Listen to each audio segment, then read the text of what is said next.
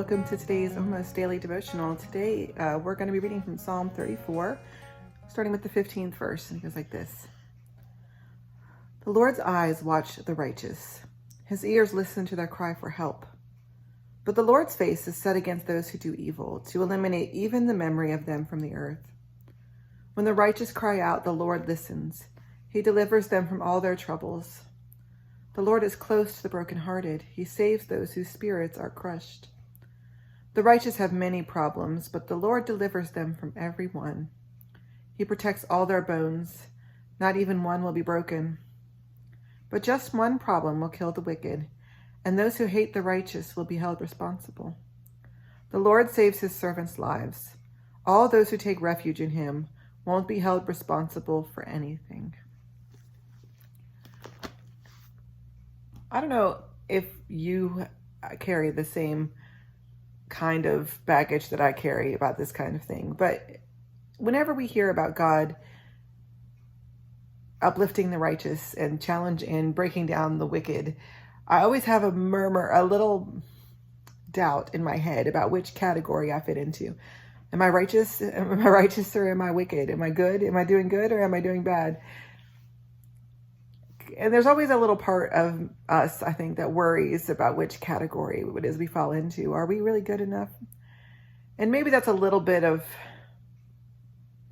baggage of Presbyterianism, where we acknowledge that we all sin and fall short of the glory of God. And so we're always worried that we're not quite going to measure up. But that's not the right understanding for this psalm. That's not how they understood these words. For the people who wrote this psalm, they understood righteousness as seeking God, as the people who prayed, who went to worship, who read the Bible, who attempted to follow God's lead and have a relationship with God.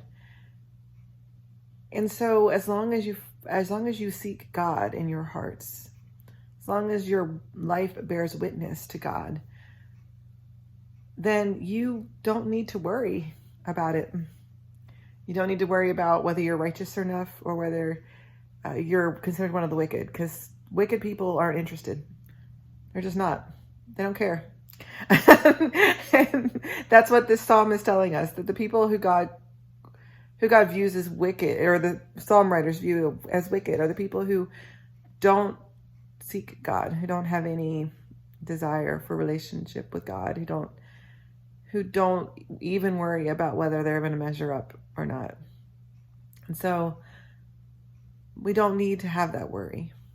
Instead, we can trust the affirmation of the truth, which is that God is listening to the voices of the righteous, that God hears our prayers, that God nurtures the righteous, that God is with us each step along the way.